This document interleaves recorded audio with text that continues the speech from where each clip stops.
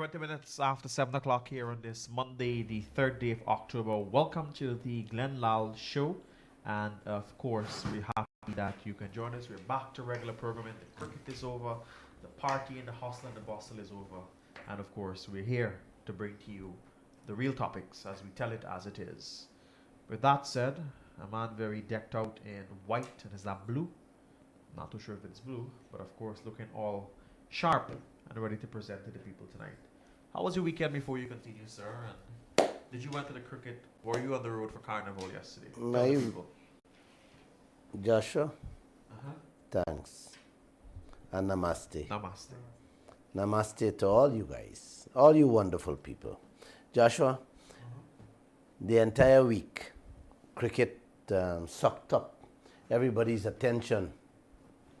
And the little drama they had with the floats and the dancing and the Montana and the Dantana them. What else? What else we could say, man? But I did enjoy the week without the programs, and I enjoyed the weekend. The people still join, so you should thank them. Yeah, and I'm so happy, you know, that I had a couple of days break. I get to talk with so many people. I received so many calls and text messages from all over. I have some very dedicated listeners. You do. Listeners who 5 minutes before the program started, they would sit there, and not even a neighbor could move them. They're not moving. They don't want. They're not answering. I have a friend went home. I have a friend went by a gentleman on the Essequibo coast, and he said he blowing and he blowing and he blowing, and one the child come out and said, "Daddy listening to Lall show and he don't want to hear from nobody else." You know, it really, really, really made my day. The gentleman said, Lall, if you don't have anybody on the Essequibo coast who love your program, you have one that he know. He said he loved the program, right? Man, but he can take a phone call in between or answer a message here and there. But he said the man said he's not listening to nobody. Tell him to go. Come back after the show. And thank you, guys. Thank you, Bobis. Thank you, Essequibo. Thank you, Linden. Thank you, Demerara, Bartica. Thank you, guys in the interior, for listening. It's a good feeling, you know, Bernard, when you hear, when you meet people and they tell you they're so much interested in what you have to say, you know. And then they would kick in this old talk again, you know. Trinidad, I was saying, yeah, this old talk. Brother Glenn, you got to run for president, you know. I'm like, come on, man, come on, not you again, you know. And I would tell them, I said, man, my job is just to educate you people as to what is happening. That's my job. Just to educate you as to what your leaders doing in this country. You hear that, Bernard? Yes. That's all I do. We give you the facts. And let me say namaste again. And I love you people. Joshua. Yes, sir. Guyana's warrior. The Warriors got kicked out. And everybody blaming this one and that one for the loss. We are cussing down. We are cussing down our own people, Joshua. Who only did their best, bro. These people did their best. You know? And no one cussing the real parasite that made us all lose the game. Joshua? Everybody cussing each other, not cussing the real parasite. The blight in the room, uncle, was none other than ExxonMobil. Had Guyana gotten its rightful share from that oil, a name like ExxonMobil would have been on the back burner, auntie. And the beauty of Guyana would have been on the front burner, showcasing and promoting this lovely country of ours. Instead, these classic politicians we have, allowing that crass ExxonMobil, to come here eating up our wealth, giving you coffee money while they're eating like kings.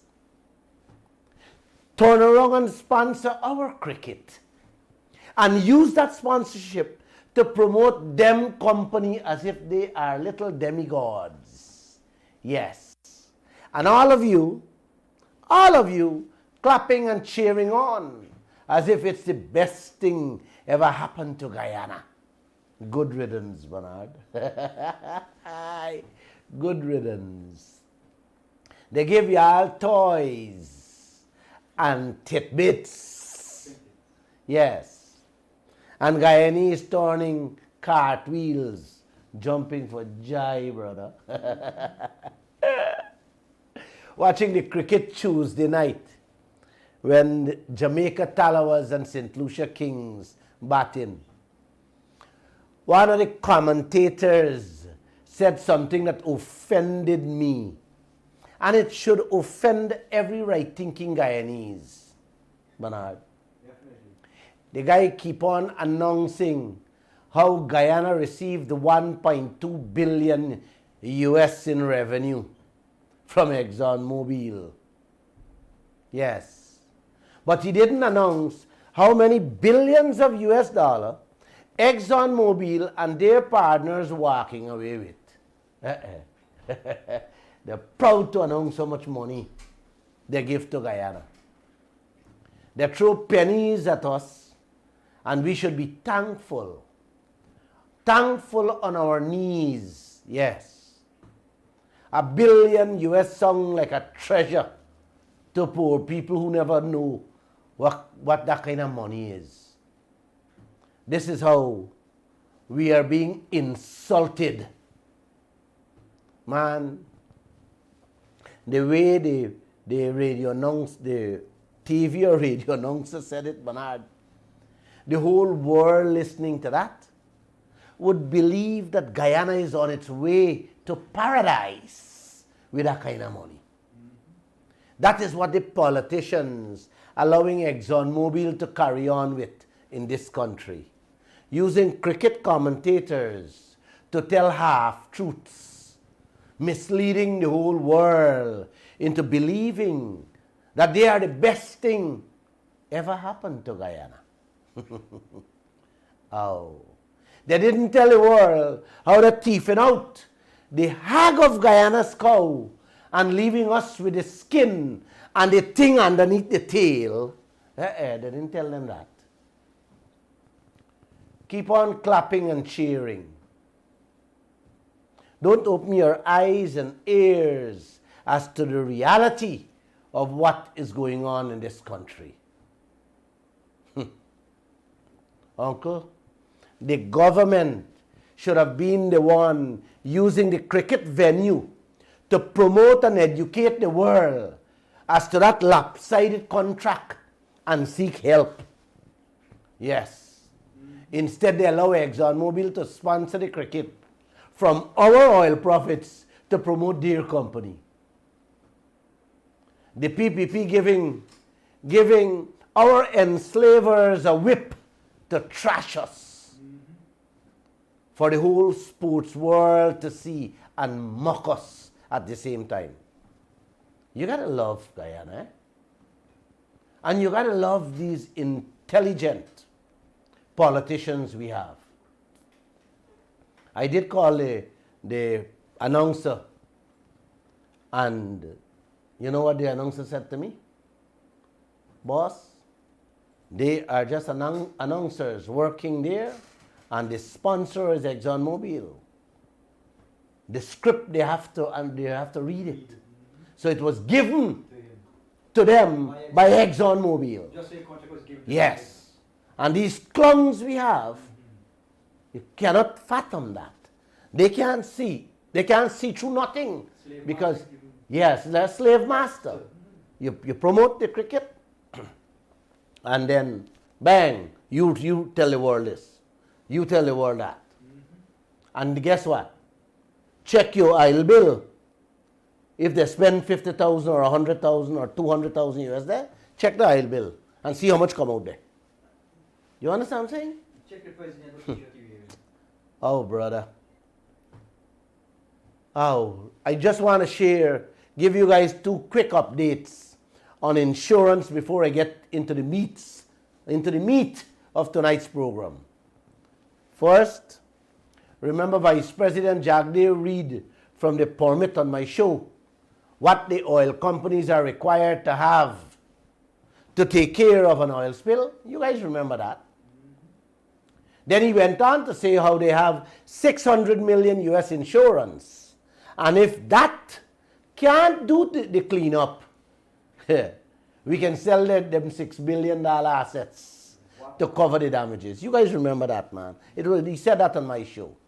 Well, the new court case filed by Melinda Janke and the Trini lawyer Jairam last week, they are asking the court's intervention to compel EPA to do 2 important things. The first is to show the proof. You hear that? Compelling EPA to show the proof that the oil companies have the 600 million US insurance policy with the 6 billion assets to handle an oil spill.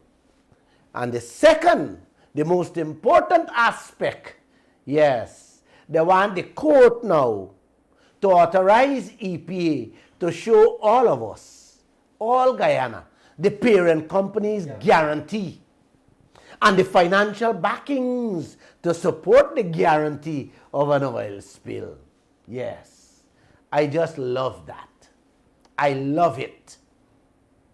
I love this stand that Janke and Jairam has taken. This new pressure, Bernard, will put Jagdeo and the EPA to their place and force ExxonMobil and all the parent companies to secure Guyana and the region. If you guys were next to me, I would have cheers with you with this cup of tea I have. I wish I was a lawyer, Bernard. I would have personally challenged the entire ExxonMobil contract. But at least we are heading in the right direction, and it's not too late.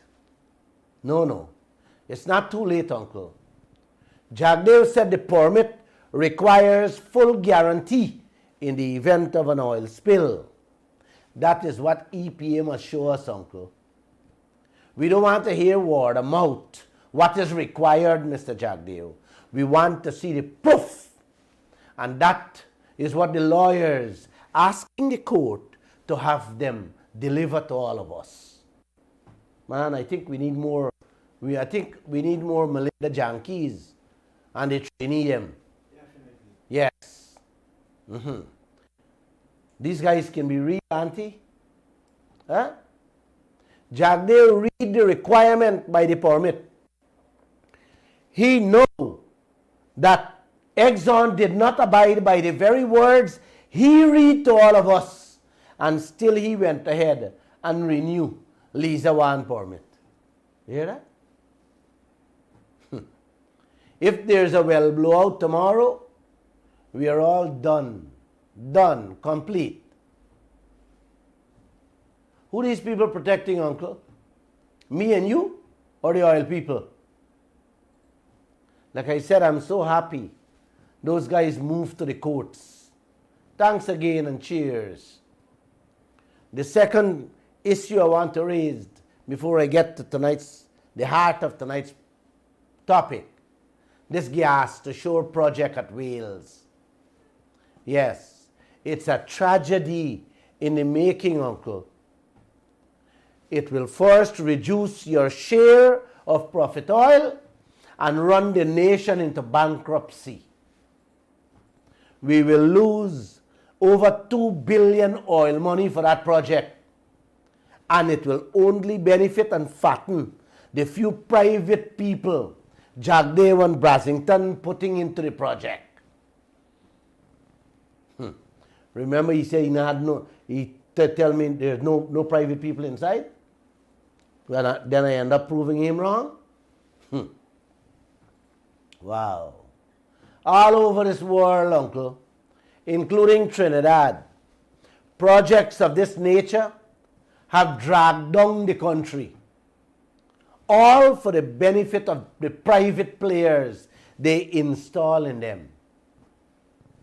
Trinidad Prime Minister Kaieteur said, and I never forget this man's words, hadn't they gotten into office and took action in time, Trinidadians would have been feeling the pain and paying the price for what the ex-energy minister bungled them into. The man said, thank God they were able to get out of that bind the ex-minister put them in before they lose the election. This is exact thing beginning to happen in this country with Winston Brasington and Barra Jagdeo. And guess who were their advisor, Bernard? The same ex-energy minister from Trinidad and Tobago. Yes, Kevin Ramnarain. Again, there has been no new, let me repeat this again, uncle, there has been no new updated financial feasibility study for this mega project, for which we don't even know the final price tag, uncle. You hear that? Man, I don't know where this thing will end, but you guys heading for trouble with that gas to shore project. The pipeline from Russia to Europe, somebody interfere with it. Or, I don't know if God break it, but it causing a big mess in the ocean. You don't want to know if that happen out there with our gas pipeline, what will happen? Jagdeo didn't answer the question until now. What becomes of it? Who will be responsible? And how much money will be paying just to maintain it? He didn't answer that. This guy did not. This guy is not answering nothing. You know, Bernard, yesterday I was not shocked when I saw Stabrook News lead story on the gas to shore project. You hear me? I was not shocked when I saw the Stabrook News lead story, uncle, on the gas to shore project. The headline, you want to hear the headline? Yep. Government retains the right to accept or reject bids for Wales gas plant without liability. Let me read back the headline, man. Government retains the right to accept or reject bids for Wales gas plant without liability. They're non-existent. Uncle, you know what I mean? They already decide who they want to build the gas plant. Whether they can build it or not, and you can't do nothing. None of us can do anything. That is what that headline means. They don't want to tie bundle with any competent or trusted builders. People who don't go in for skullduggery and people who can get the job done. They don't want people like that.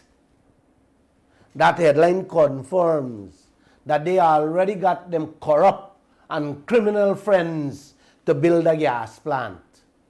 And they're giving themselves the legal protection to do the project. You understand? That's a legal protection with a word. To say we don't want, we have the right to refuse. This is the oil and gas leader we have.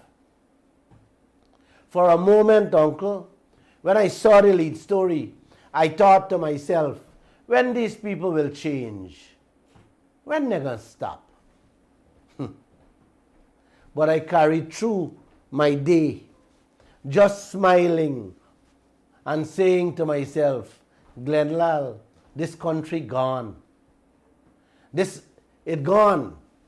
There's no turning back with these chaps. Bernard, this is an old trick Winston, Brasington and Jagdeo been playing with this country all along.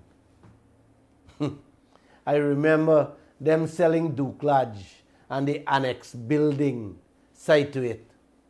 We property, you know.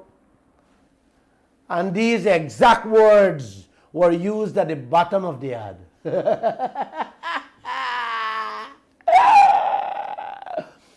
Government have the right to accept or reject the highest bidder. State property. For state property. Wait, you don't believe me? I swear Almighty God. We carry these stories, man. I exposed all these things many, many moons ago. And the Jagdeo happened. He was president when I sell Duklaj to Jerry Gabaya. And we write the next day that the next building, the annex building next to the Duklaj, will go to Jerry Gabaya. The next day. And we keep talking about it. And it took about a year. And boop! with the ad saying government have the right to accept or reject the highest bidder. Imagine for a moment, uncle, y'all have a prime property to sell on behalf of the family who looking for the best possible price so that the family members can get money in their hands. And the family member who's responsible for selling the property telling the family that he don't have to accept the highest buyer. How do you like that? Bernard, you brother telling you and you sisters them that he selling one of the daddy property and he don't have to accept the highest bidder. What are you doing with a brother, man? I think so. Oh my God. And guess what? He had no explanation to give y'all. Yes. You need an explanation? Yes. Oh my gosh. This is what these chaps did. This is what these chaps did to many of our property in this country. Sell it out. And people who bid higher didn't get it. You gotta love them, uncle. I can't get a lawsuit for these things, you know. I'm telling you. Because it's factual. You really want me to spell out this thing more, man? Eh? You want me to spell out more? What a brother will do. What a brother doing to you, Bernard? That is what the Vice President Jagdeo and Brassington them doing with not only the gas, the shore project, but with almost everything they sell in this country, uncle. When you think of the brazenness and vulgarity of their thinking and actions, when you think of the length and depth they will go to do things for themselves, disrespecting and dismissing every one of us, the true owners of this wealth.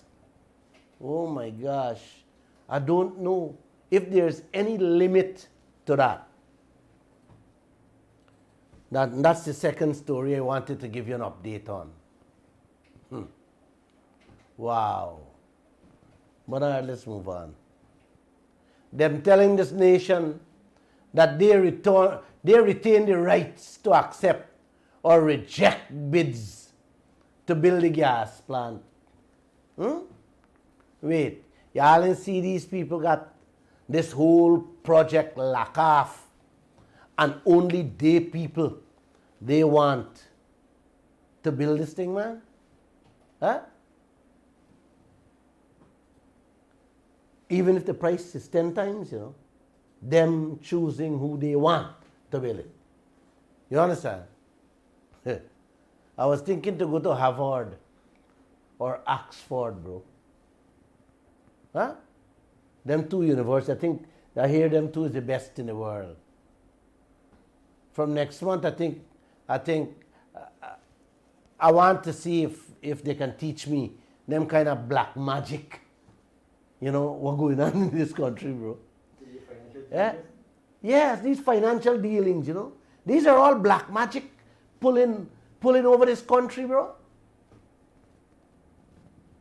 Uncle, 1/6 of that 2 billion US that will be coming out from your profit oil can done blackout in this country overnight. And I am talking about the whole country. Listen to me carefully.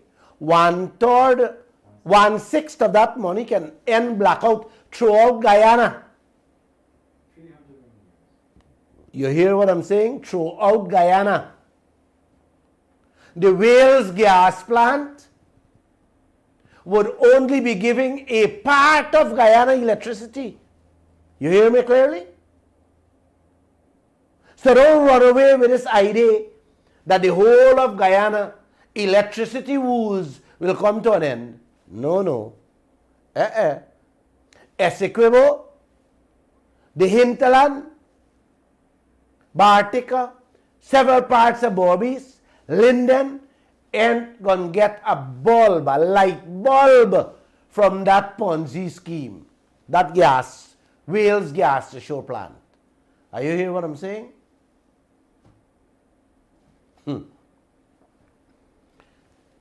It's not the same thing they were hustling to do with the Amelia Falls Hydro Project, Bernard. Definitely. Thank God we exposed it so much. They run and left it. They said it was a Chinese man go own them and sell away electricity.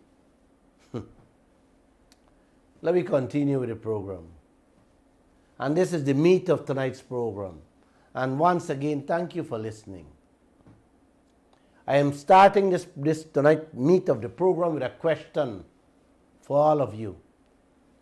You sign a contract with a man that you later realize you get conned with for pick mangoes on one mango tree in your farm, uncle. You hear me?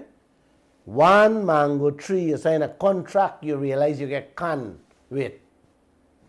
It so happened, the man find another mango tree in the same farm, Bernard. Far better than the one you signed the bad contract with. Would you allow the same terms you had with him on the first mango tree? Or you can get a new agreement, a new deal? Yeah, brother? Even a 9-year-old will get a deal. Exactly. Even a 9-year-old wants a better deal. You see where I'm coming from? Here's another scenario. You sign a deal with a gold digger who find gold in 2 spots of your gold field. You realize afterwards that the man outsmart you with the deal. He getting the hag of the gold while you collecting the hoof. The hoof you collecting. The whole family causing you to have that contract change. And you keep on saying to your family, man, we have to respect the contract. Why? Uncle, now he find more gold in different spots of the gold field. Are you going to allow him to continue with that same old contract? Or are you going to drag him back to the table and have a new deal? I'm not hearing you. You tell me. Or again, you're going to tell your family you got to respect the old contract and continue being shafted. Ever not? I'm not hearing anybody. Like your living room suddenly get quiet.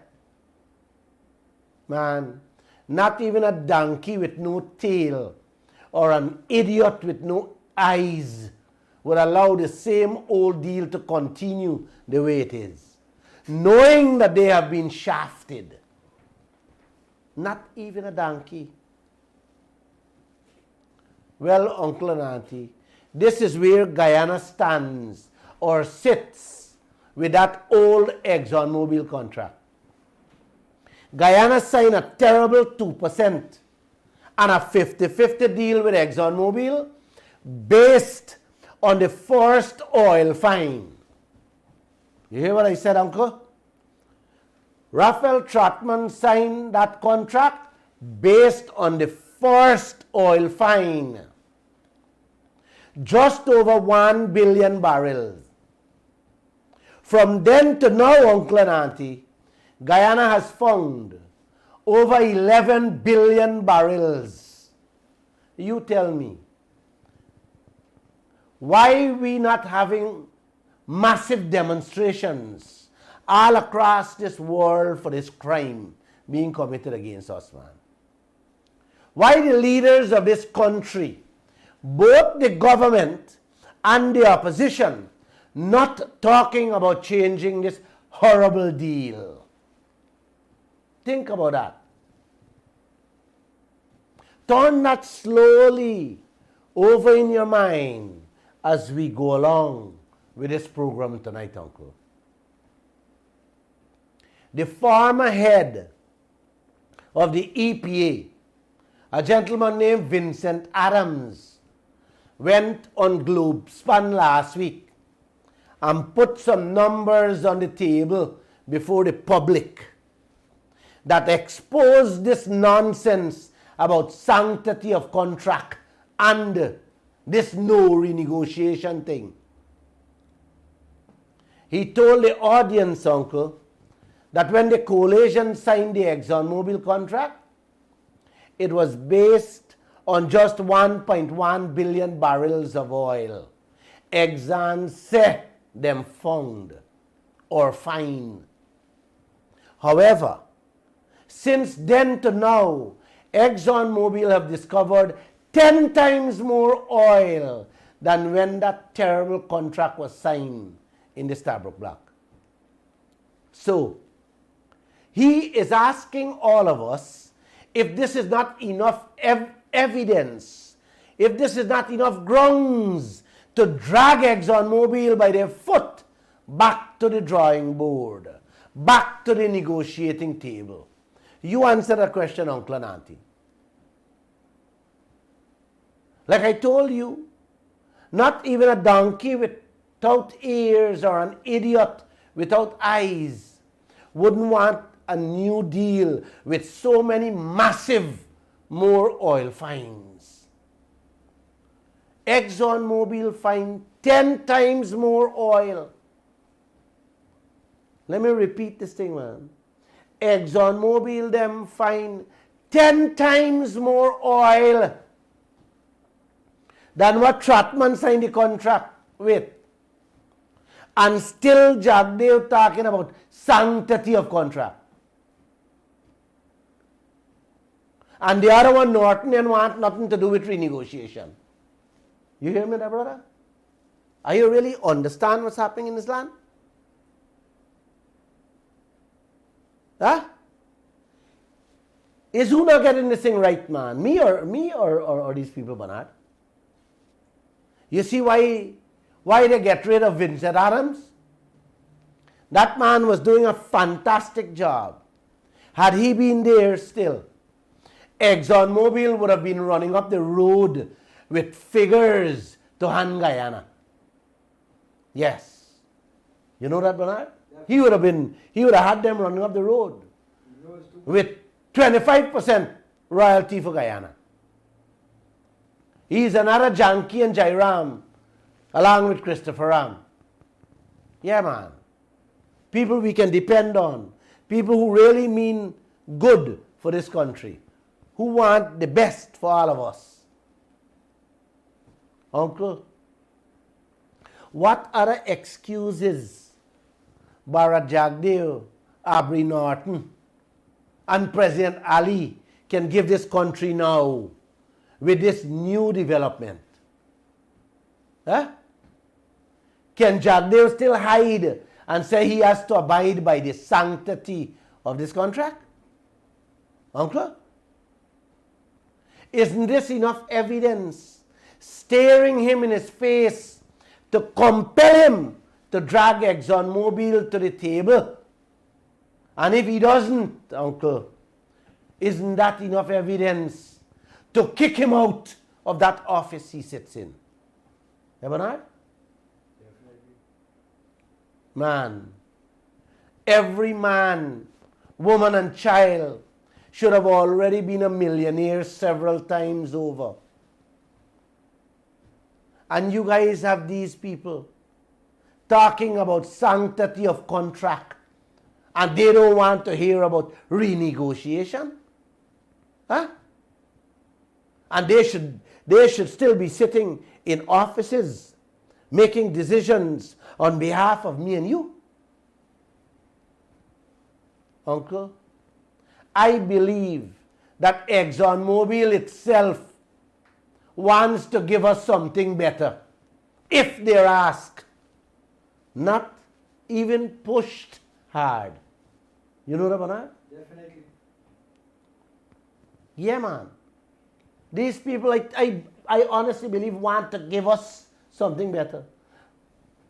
But these guys we have, not even asking or push hard. I have seen a bit of how African leaders have made themselves, how they have made their families and their friends into multi-billionaires by selling out the wealth of the country to foreign slave masters, and what has become of the masses of their population. Yes, living with $1 and $2 a day US. I have seen, and you can go online and read it too, Uncle, how the ex-president daughter of Angola, Isabel dos Santos. yes, I'd never forget your name, has become the richest woman in Africa. Shidadi was president. She brother used to travel to London and they're blocking off streets for he alone to shop. Lock stores for he alone to shop. Several other leaders have become filthy rich. They have so much money that not even 5 generations of their families can eat it out. I was given a secret tour of Robert Mugabe's palace. My gosh. Google it and see it for yourself. That is not only happening in Africa. It's not only happening in Africa, Uncle. If we don't put the brakes, if we don't put the brakes here in Guyana very early, yes, from now, to what Jagdeo and Norton them is doing in this country, then God be with you and your generations to come. What I'm seeing here with this oil deal and our oil blocks, including our diamond, our gold, our bauxite, our timber, is not Africa, Uncle. It's not Asia, Auntie. It's 1,000,000 times worse. Yes, I've been there. I'm speaking from experience. And I would like anyone to dispute what I'm saying. Africa is beginning to play out right here in this country in 1,000,000 times worse. I can only turn on the lights, like I keep saying. You gotta want to come out the dark tunnel you guys in. Let me say this. If I hire you, Uncle Bernard, if I hire you and pay you $5,000 to load 500 chairs in a truck, and while you loading the truck, I come up and tell you, I got another 1,000 chairs to load in the truck, would you stick to the $5,000 or you'd want to change the agreement, man? You definitely want to change the agreement. Exactly. You would definitely want more money. Or you're going to settle for the same $5,000 and load the extra 1,500 chairs, bro. Eh? Nobody will do that. Like I said, not even a moron wouldn't want to change that deal, man. Only a certified idiot would load the extra 1,000 chairs for the same price and smile while doing so. And certainly, Bharat Jagdeo and Aubrey Norton are not certified idiots, but know exactly what they're doing to this country. Like I said earlier, the contract was signed when ExxonMobil fined just over 1 billion barrels. Now we have 11 billion barrels and more will be discovered. Come on, man. Huh? What is people waiting for? And let me ask this again, man.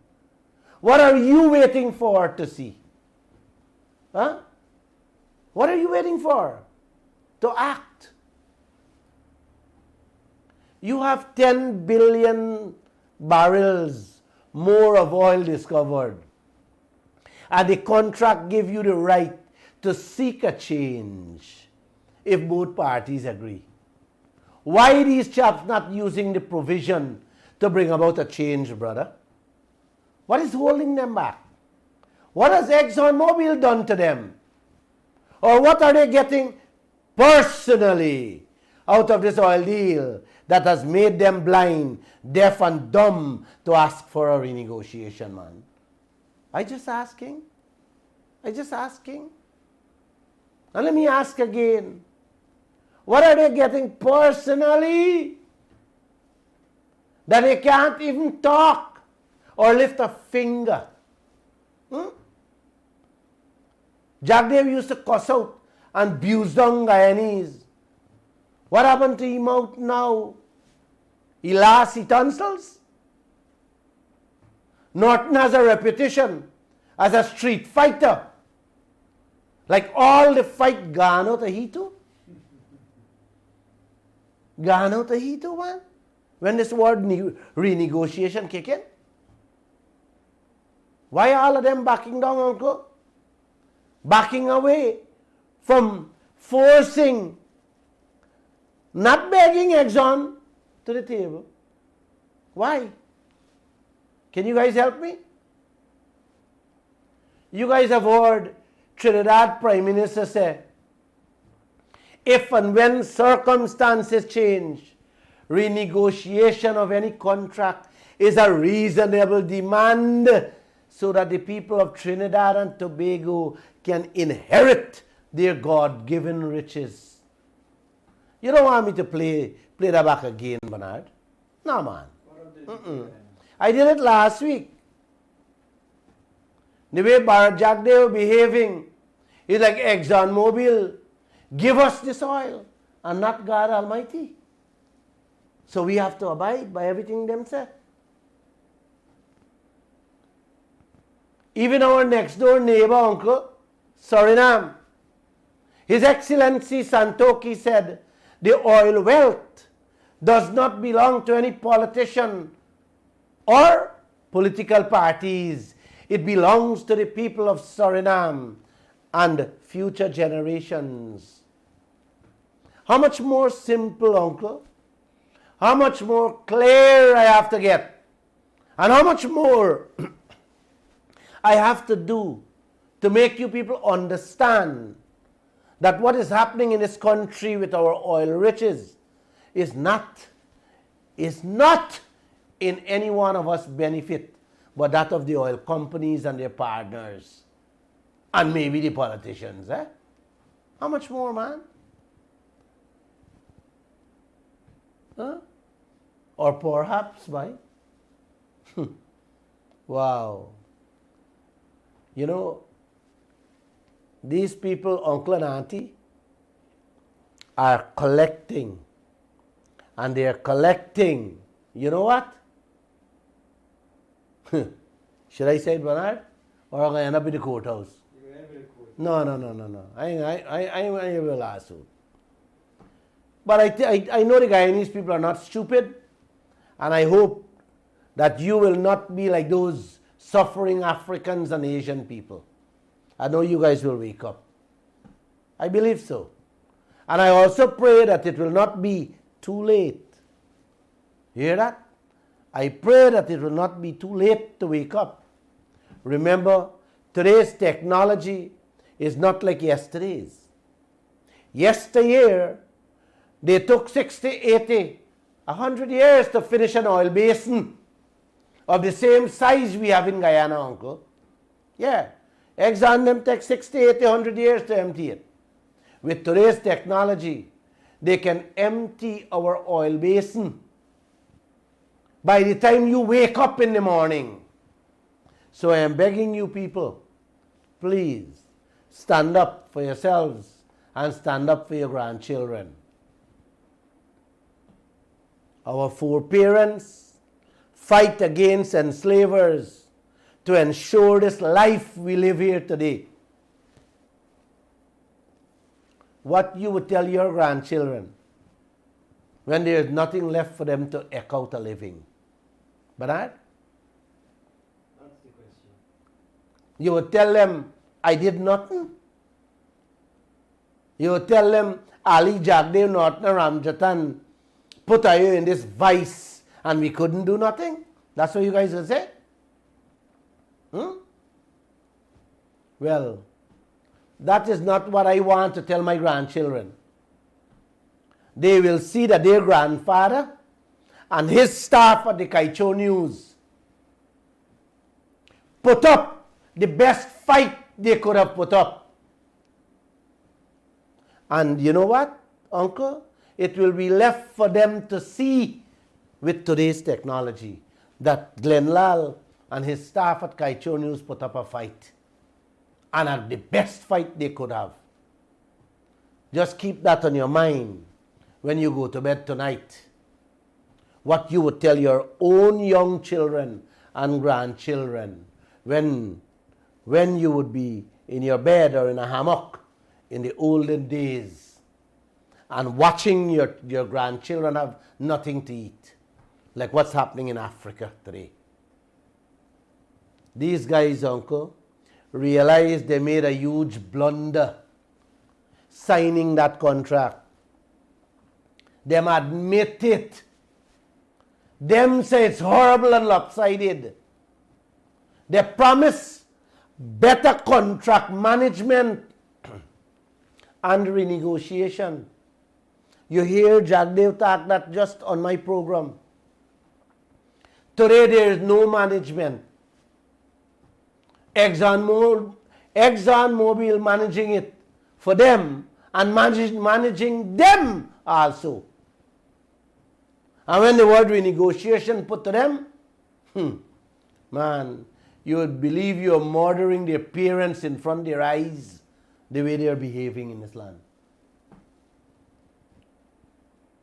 We don't have a ring fencing provision to stop ExxonMobil from throwing the costs of other projects into Liza 1 and 2, shortening we profit share.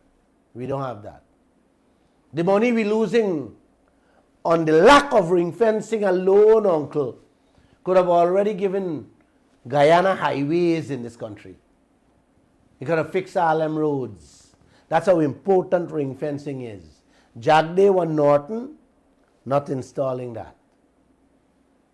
Could you imagine Jagdeo and Norton still have ExxonMobil throwing bills, US dollar, billions of US dollars on us as they continue to search for more oil? You believe that? If this is not madness, then I don't know what is. You paying billions of US dollars for these people to search for oil, and when they find the oil, you still not renegotiating the contract. You believe this thing, man? Eh? What's going on, man? Huh? Jagdeo talk about contract management and renegotiation. Is this how he's managing the oil sector? Aren't he? This is not business. This is not management. This is not leadership, uncle. What is this? This is slavery all over again. Jagdeo is a man who never lost for words. Listen to him now. When the topic of oil comes up, you want to believe he get lockjaw or mouth or mouthagitis. He going around in circles like a blind man feeling his way with a arc stick. That is the game he and Norton playing with our future.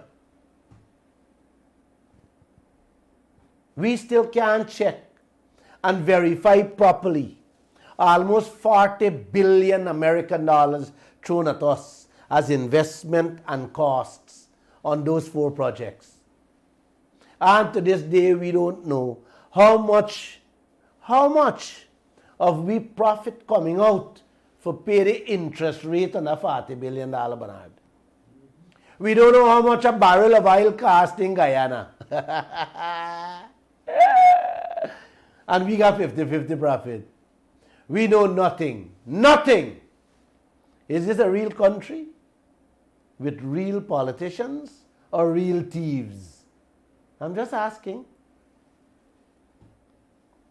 ExxonMobil and the others fetching out the oil and walking away without paying taxes in the billions of American dollars. And you still don't want to renegotiate this contract. How do you like that? A contract that is begging Guyana to change me. You hear me, brother? Definitely. A contract that is begging Guyana to change me. Big and bold inside it is written. Man, something is wrong. Not with the politicians. With you, the people of this country. And I think I have to do more. I think I'll start doing this program every day.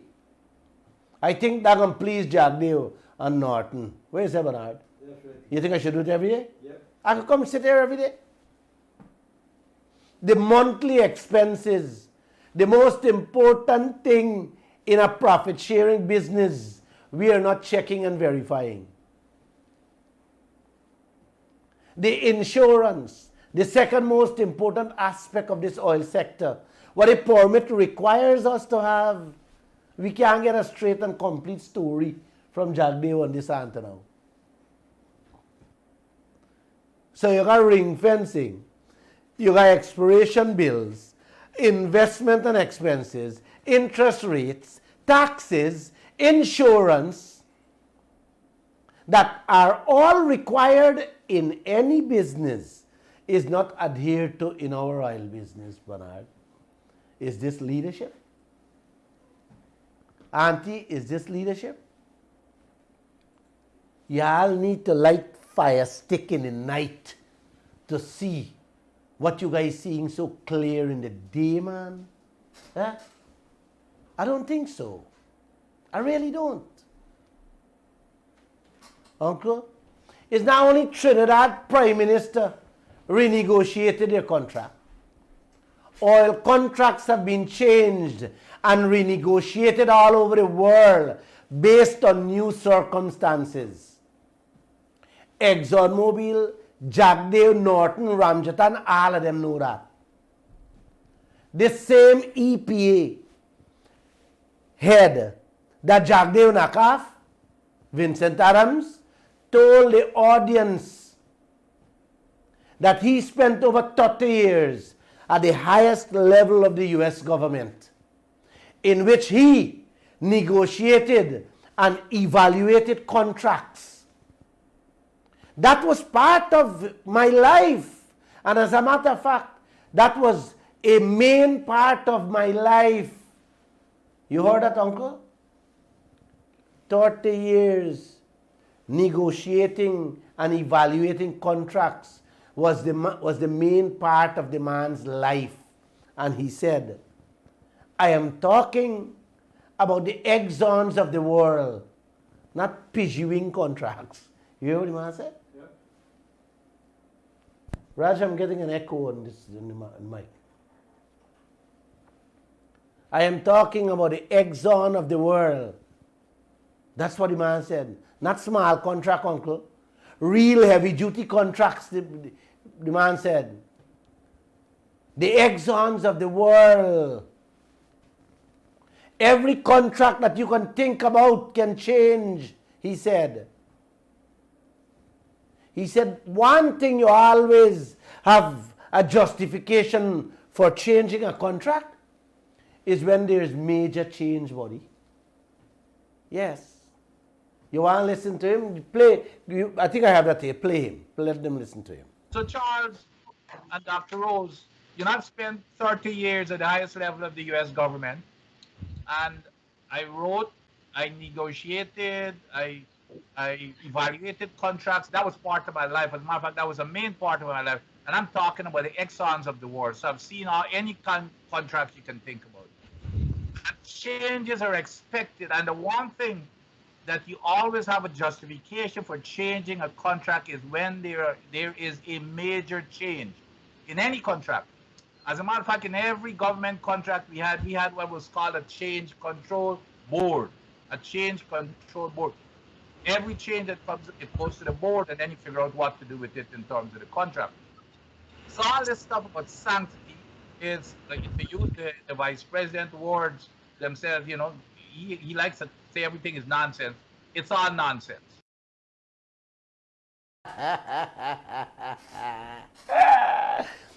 You hear that, Bernard? When there is a major change, you hear that? When there's a major change. We move from 1 billion barrel to 11 billion barrel. Is that not a major change, brother? 1000% increase. Eh? Your uncle? Keith Rowley said, when circumstances arise, changes have to be made. That is the circumstances the Trinidad Prime Minister is talking about here, uncle. You know that. We have another play Keith Rowley back for me, let these people hear it. But there's a willingness not to treat contracts as cast in stone. That while contracts bind us to terms and conditions, if the conditions have changed so dramatically and so detrimentally, then the reopening and renegotiation of contracts is a reasonable demand of the people of Trinidad and Tobago. And we anticipate that our partners in this business will see our claim as a fair and just one. And we anticipate that there will be some reopening of contracts so that at the end of the day, we can all sustainably benefit from the God-given riches of Trinidad and Tobago. So that we can all benefit Not only Exxon the God-given riches for the Trinidadian people. What Jagdeo telling us? Sanctity of contract that he has to abide with. Uncle, you just hear the Prime Minister say no contract should be treated as cast in stone. That while contracts bind us with the terms and conditions, if the conditions have changed dramatically and so detrimental, then the reopening and renegotiating of contracts is a reasonable demand of the people of Trinidad and Tobago. You hear the man say? The man say, and we anticipate that our partners in this business will see our claims as a fair and just one. You hear me? You see what this man saying? The man said the partner in the business will see this thing as a fair and just one. And we anticipate that there will be some reopening of contracts so that at the end of the day, we can all sustainably benefit from the God-given riches of Trinidad and Tobago. You hear those words, Uncle? The Prime Minister said if conditions change so dramatically and detrimental, then the reopening of contracts to benefit his people is a fair and reasonable demand, man. In Guyana, however, we have more than demand. It is written in our contract. You hear me, man? We don't have to demand. All you have to Keith Rowley, you have to demand because it's not written in their contract. In Guyana, it is written in our contract. All we have to do, call exam and say, come. It is written in our contract. But the politicians of this country, uncle, look like it paid, the mouth paste with a stick or crazy glue when it comes to talking about renegotiation. Some of them just behave as if you're about to do them the worst thing that can ever done. Oh my gosh, that you could ever do, a man.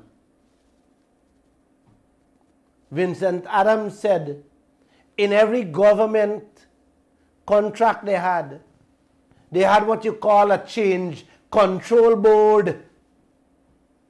Every change that comes in, it goes to the board, and then they figure out what to do with it in terms of the contract. So all this stuff about sanctity is all what we say? All nonsense. Just he didn't call Bara Jagdeo name. Maybe he's being a decent and respected individual. I wish I can be like him. But doing that would be misleading. Would be misleading the whole world. Not to call Bara Jagdeo name to that word sanctity of contract. When he has repeated this goddamn nonsense like a mantra in his head all the time. You hear what the man talks about, uncle? A board to handle any changes made. What board Guyana got? A blackboard? What management Jagdeo say he putting in place? Maybe it's a blackboard for Jagdeo to write on and have his people repeat and follow him.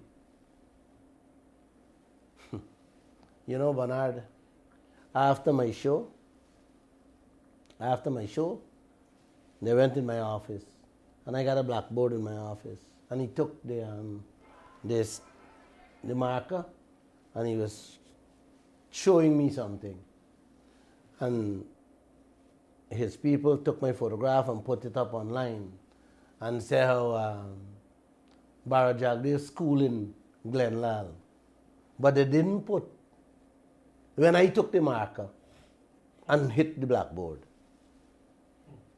You know? How? Trying to push me, trying to make me look like a kid. But, the moment was private, and let's keep it that way. It was a private thing.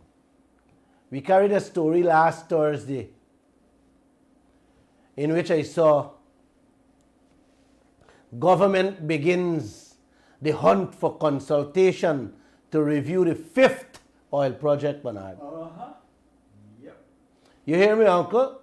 Government begin the hunt to find consultant to review number 5, the 5th project. And in the story, them say, this is the part that make me get a little more agitated. In the story, they say, the 20 million loan we take from the World Bank will be used to pay the people them. You hear me, man?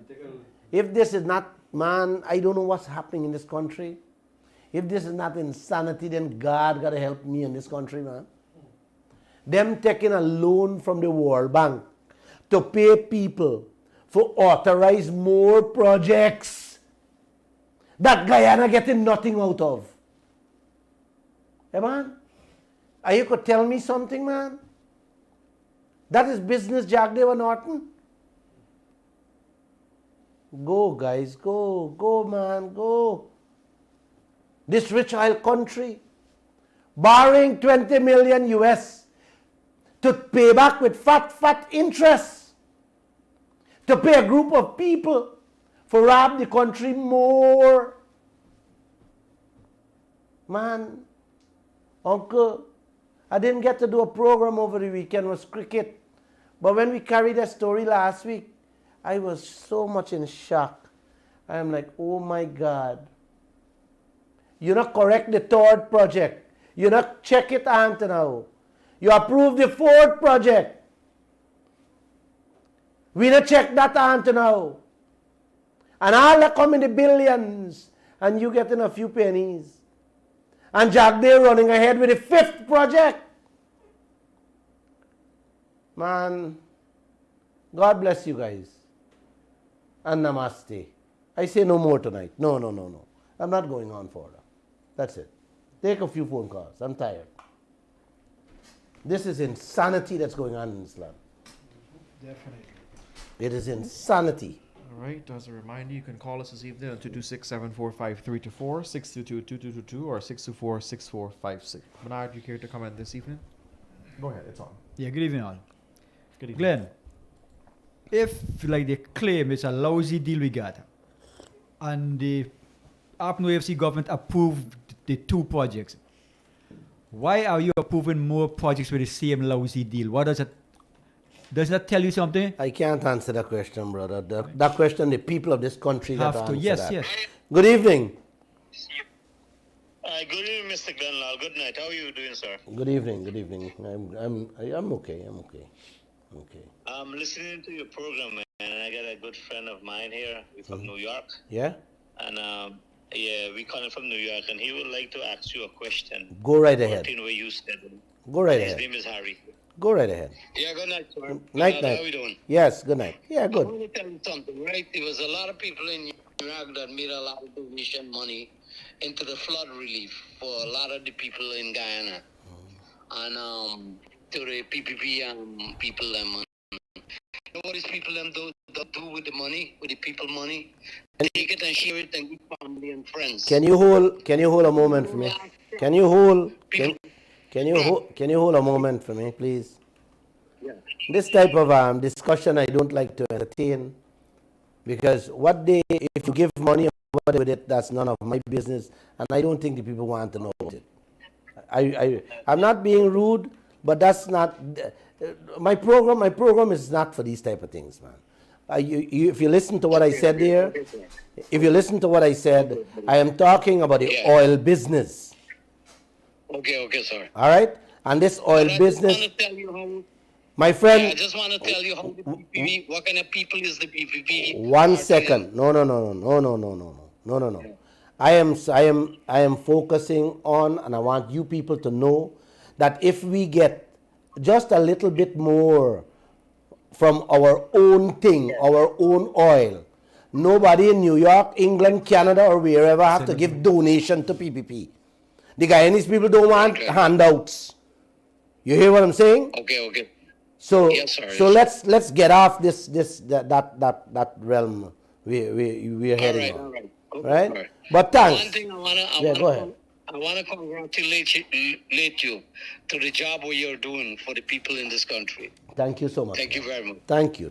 Yes, sir. All right, good. Okay, Thanks. thank you, sir. Right. Yeah. Let's please stick to what the topic we're dealing with. We're talking about the oil, we're talking about our wealth, our gold, our diamond, our bauxite.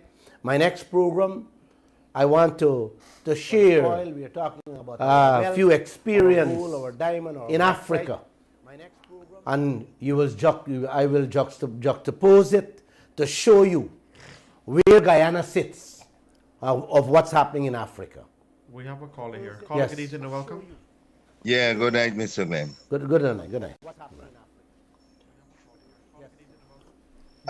You see these things we see you talking about that I sit down home here just boiling up. I want to know why this nation sit down and got these people sit down in there till now. We supposed to got big protests on the streets. This whole country should have come to a standstill. Yeah, this country should lock down all them fishermen should come out because Suriname refusing them We all these people let them block the river with all them trawler where they got park up home and them boat. They're happy. I sit down home here biling up, and up and down the road, they're all there like a pack of Mickey Mouse. The traffic done congestion and they making people come in half the park for day pass up and down a pack of Mickey Mouse. They're happy collecting a little freck, a little 100 US, a little 200 US. Somebody should take the government to court for using our oil money, my oil money, to go give fishermen or to go give teachers or to give anybody. You're not supposed to take my money, your money, and share to a selected group of people. That's discrimination, I want my to know friend. why this nation still sits easy. I hear on 94 tonight, the banner was dead and here, Kilo talking about he thank the government for what they're doing. I can't thank this government them for nothing because we ain't getting the fair share of resources from this country. They moving like if these things belongs to them and their family. And he talking about he got thank government for just going wind up and dance. For keeping events. I want for them, and then when I telling me what he said. Slavery. You gotta love this country, brother. You gotta love this country with these clowns we have for I politicians. sit down inside there, I want for no like I just boiling up homies and I hearing these things and them banners still sit down inside there. These banners be face bullies, Like I said, Raphael Trotman signed the contract, the oil contract. Yeah, and he did there. Right, and you play another thing, Mr. Glenn. At time, he said he was so disappointment for check how much billions of dollars, and he waiting till year end for check something we could check every month. Exactly. When the year end come, we tell you he was so disappointed. Like the last time where you play before, we say for check how much billions. This is what the chap doing. He doesn't. Man, what something I want to tell you on this radio is but these money here, tell you all this money where they collecting is to pay man for there with them. No.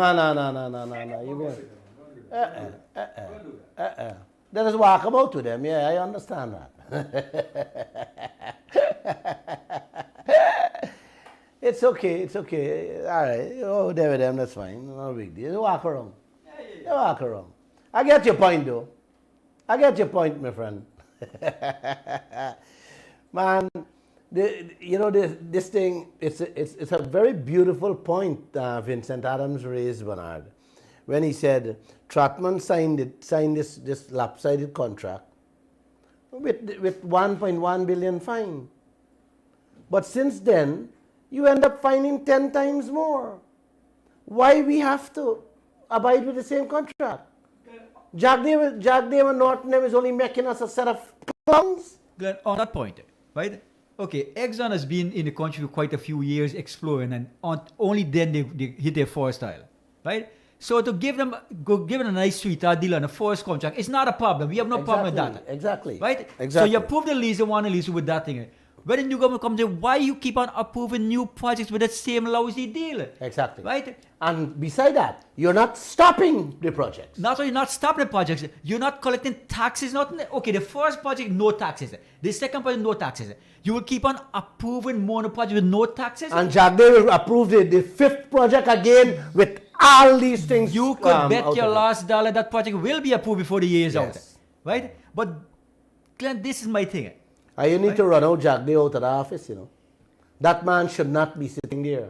But Glenn, that man is sending this entire country into slavery. But what is everybody? With his actions. Glenn, you cannot blame one person. What is everybody else doing? What is the opposition leader doing? He doesn't fight. He's fighting nonsense. He's going getting people talking nonsense. Why isn't he taking the court, getting people and shut this country down? This is madness, right? Glenn, Sani Abacha of Nigeria stole over 50 billion US dollars of oil money from Nigeria. And he leaves 100 million people in Nigeria living on less than $2 at US dollars a day. Less than 400 Guyana dollars a day. And he stole 50 billion US dollars from the Nigerian people oil money. Yep. Right? The Dos Santos of Angola did the same thing. They stole oil money from Angola in the billions of dollars and leaving millions of people with hardly food to eat, with starving. Same thing, Theodore Obiang of Equatorial Guinea living the life of a king, whilst the people are starving, stealing the people's oil money. But the people have to get out. The people have to decide they don't want the government to steal your money. All right. Hello? Yes, good evening, sir. Yeah, good evening. Yeah, Mr. Glenn? Yes, good evening. Yeah, good evening, Mr. Glenn. Glad to hear your voice, man. For the past week, I didn't hear your voice at all. I miss you, man. I miss you, bad. I ain't hearing you. I am back. Yeah, glad. Thank God that you're there on the radio again. Yeah, Mr. Glenn, you know, let me tell you something. You'll be talking about your grandchildren them and how they would know that you're fighting for them and so. I want you to know that I help fighting for you too, because I fighting for my grandchildren too. You know, let me tell you something. You see, these people where you see, they got them jumping up like a monkey in front of them places, and then they say they want God for help we. How God for help we? When these leaders them got these people monkeying themselves on the road, while going, whining and getting on, there's enjoyment, there's praising the Lord. How God for help we in this country, Mr. Glenn? When these leaders them got these people doing vulgarness on the road, and these people them preaching in the morning, and they're not coming out for saying nothing. Can you hold on the line? Can you hold on the line? Yeah, yeah. When I heard they had this show coming up, I asked a couple people if ExxonMobil was part of it. And they said, why? I said, well, I have my reason why I ask. And I tell them, I said, don't be surprised if every month you have some superstar coming in Guyana at the stadium in Borbis in Essequibo, and they have chutney and dancing and singing going on all over the country, and it's being sponsored by ExxonMobil and the government. This is how they keep a country.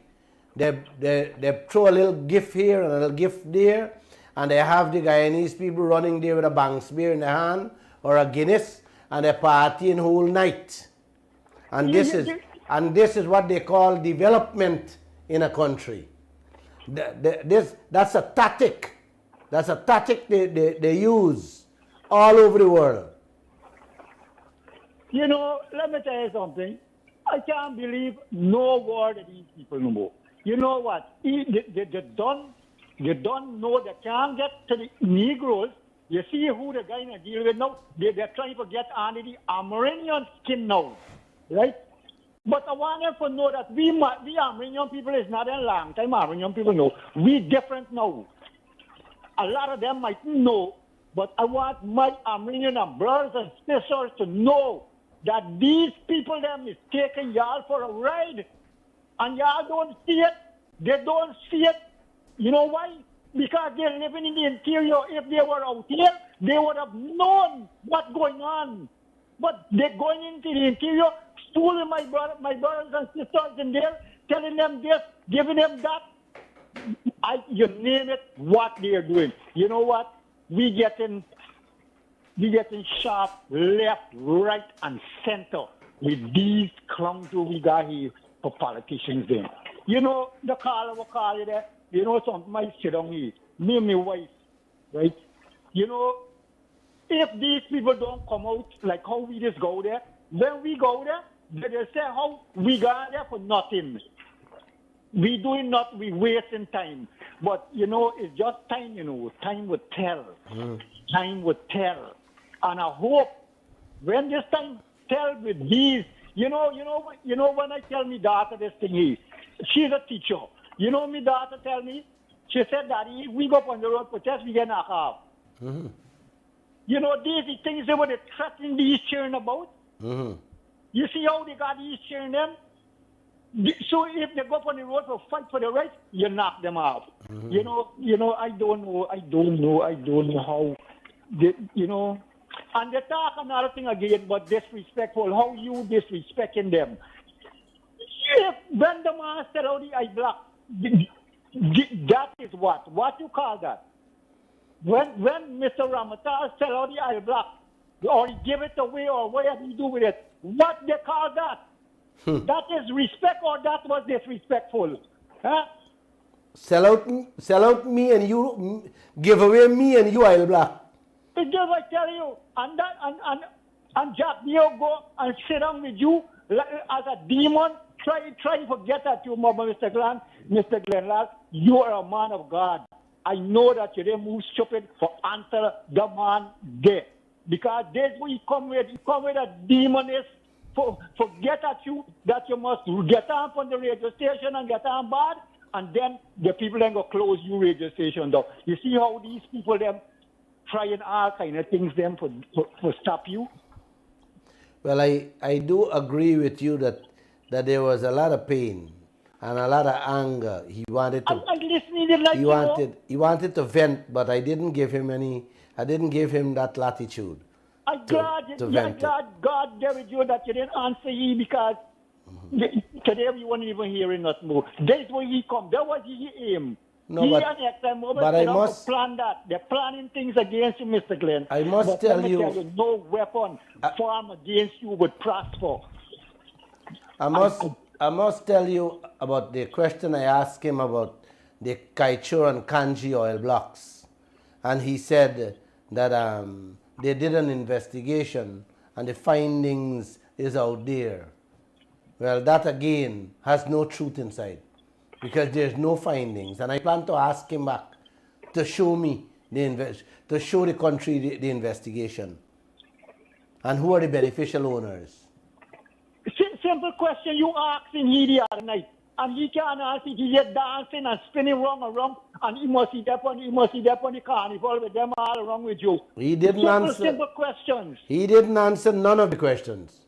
This is what I'm telling you. You can't tell a person what you would have do if it was you be sitting there. If it was you be sitting there, what you would have done. A simple question like that. Huh?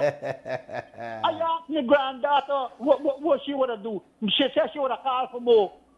Little child could have known that. And Jagdeo did not answer the question until now. A big old clown like he can't answer it.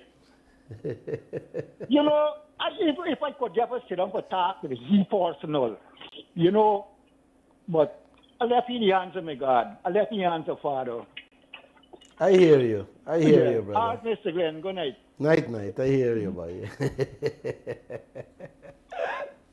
Glenn, you know the pain you feel, man. You know the Armenians are the original owners of this land, right? And to think that ExxonMobil, this shareholders of ExxonMobil, the white men coming in this country and taking away billions and billions of US dollars of our wealth, and our Armenian brothers and sisters still living in the bush, hardly have proper food to eat, close to wear, and these people are taking away billions. This is a shame and a disgrace. This is an insult to all people of Guyana, man. They're not only, it is much larger and deeper than that, Bernard. When they're taking this oil money and give it to fishermen and give it to this and give it to this farmer and give it to the farmer, those people are being discriminated against. Everybody else is being discriminated, exactly. Because every single oil cent belongs to every single Guyanese. Definitely. And when you're going to take it and give only one set of people, it's discrimination. It's discrimination to the highest. It's either everybody gets or nobody gets. You can't give one set of people one set of people. That money is supposed to be distributed, but every single Guyanese. Man, if I can get lawyers that take all these matters to the court. Yes, because there's Guyanese who is only fishermen suffering. Our Armenian brothers and sisters in the bush, Glen, many of them do not have proper food to eat, right? And you give a fisherman 150,000, or Armenian brothers and sisters can't have anything, and this is their country. Exactly, right? Can't get $1. And the white man smiling and collecting billions of US dollars, and the Armenian brothers whose country belongs to not get a cent from their oil money. This is madness. Oh, Joshua, Yes, sir. can we take an early evening? Yes, we can. Guys, I could actually feel some of you are left with this pain. I just want to say, take it easy, man. And we have to fight it. We got to fight this thing daily. We can't let it down. Got to constantly keep hitting at it. And you got to constantly calling neighbors, calling friends, and get them to listen to the replay if they can't listen to the live program. That's the only way I am seeing a way true and better for Guyana. With that, like I said, I'm tired just like you. Have a great evening.